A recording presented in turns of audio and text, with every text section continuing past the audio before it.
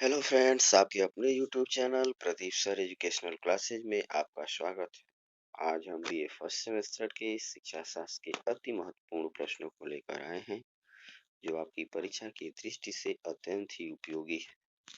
अगर आपने हमारे चैनल को अब तक लाइक और सब्सक्राइब नहीं किया है, तो लाइक और सब्सक्राइब अवश्य कर दें, जिससे आपको नए नए वीडियोज के नोटिफिकेशन प्राप्त होते रहेंगे, जो आने वाली इन टर्म एग्जाम के लिए बहुत ही उपयोगी है। दोस्तों, वीडियो के अंत तक बने रहिए, जिससे आपको संपूर्ण जानकारी प्राप्त हो सके।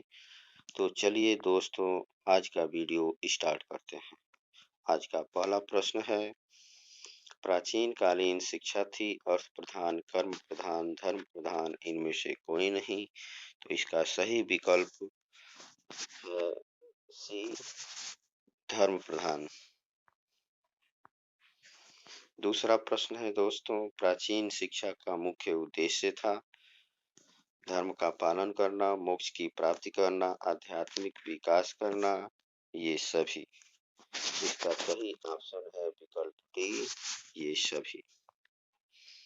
इसी क्रम में अगला प्रश्न है, प्राचीन शिक्षा की व्यवस्था थी आध्यात्मिक शिक्षा, पूर्ण आवासीय शिक्षा, सादा जीवन, उच्च विचार, ये सभी। इसका आंसर है विकल्प डी।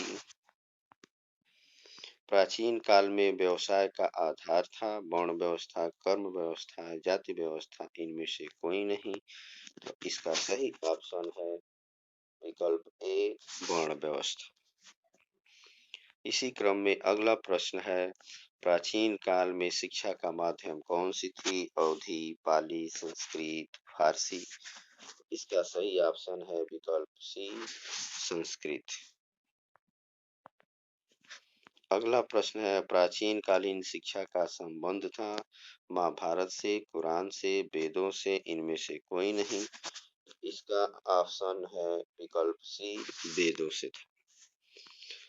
अगला प्रश्न है दोस्तों, उपनयन संस्कार का अर्थ है विद्यार्थी को जनेऊ धारण करवाना, विद्यार्थी को गुरु के पास ले जाना, विद्यार्थी को घर ले जाना, इनमें से कोई नहीं।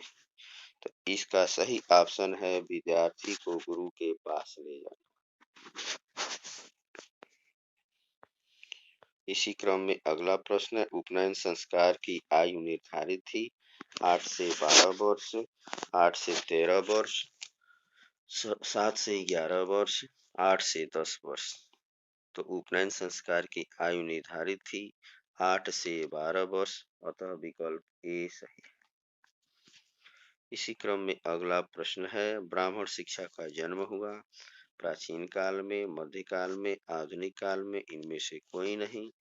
तो प्राचीन कालीन शिक्षा का जन्म हुआ था प्राचीन काल में, विकल्प ए सही है।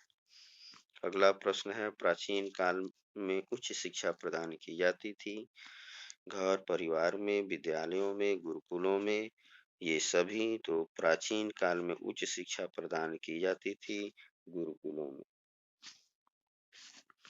इसी क्रम में अगला प्रश्न है, प्राचीन काल में शिक्षा का प्रमुख केंद्र था नालंदा, विक्रमशिला, तक्षशिला, जगदला। तो प्राचीन काल में शिक्षा का प्रमुख केंद्र था तक्षशिला, इसलिए विकल्प सी सही है। प्राचीन कालीन गुरुकुल में शिक्षा सत्र शुरू होता था श्रावण मास की पूर्णिमा से, पूष मास की अष्टमी से, पौष मास की नवमी से, इनमें से कोई नहीं। इसका विकल्प ए सही है, श्रावण मास की पूर्णिमा से। प्राचीन काल में विषयों द्वारा प्राप्त विज्ञान का मूल्यांकन किया जाता था सत्य की कसौटी पर, नीति शास्त्र की कसौटी पर, तर्क शास्त्र की कसौटी पर, इनमें से कोई नहीं। इसके लिए विकल्प सी सही है।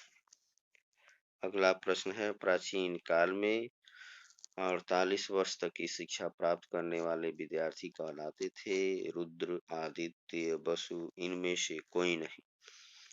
इसका सही विकल्प है बी, आदित्य।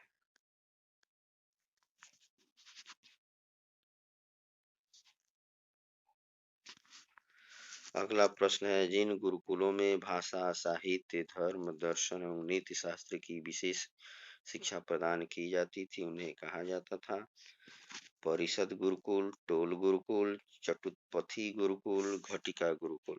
इसका सही ऑप्शन है विकल्प डी, घटिका गुरुकुल।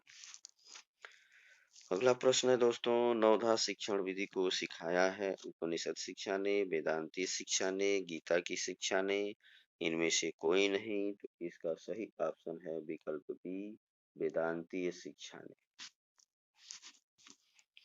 इसी क्रम में अगला प्रश्न है, शिक्षा से मेरा तात्पर्य बालक तथा मनुष्य के शरीर, मन तथा आत्मा में लिखित सर्वोत्तम गुणों का सर्वांगीण विकास करना है। यह कथन किसने कहा था? रविन्द्रनाथ टैगोर ने, महात्मा गांधी ने, राधा कृष्णन ने, इनमें से कोई नहीं। तो इसका सही ऑप्शन है विकल्प बी, महात्मा गांधी ने। इसी क्रम में अगला प्रश्न है, हमें उस शिक्षा की आवश्यकता है जिसके द्वारा चरित्र का निर्माण होता है, मस्तिष्क की शांति बढ़ती है, बुद्धि का विकास होता है और मनुष्य अपने पैरों पर खड़ा हो सकता है। यह कथन किसने कहा है? अरस्तु का, विवेकानंद का, महात्मा गांधी का, इनमें से कोई नहीं। तो सही ऑप्शन है इसका विकल्प बी, विवेकानंद ने। इसी क्रम में अगला प्रश्न है, Indian education in ancient and later times नामक पुस्तक के लेखक हैं डॉक्टर F.E.K.E का, डॉक्टर P.N. प्रभु का, A.S. अल्टेकर का, इनमें से कोई नहीं।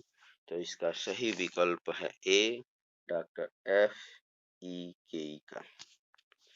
इसी क्रम में अगला प्रश्न है, स्वस्थ शरीर में स्वस्थ मस्तिष्क का निर्माण करना ही शिक्षा है।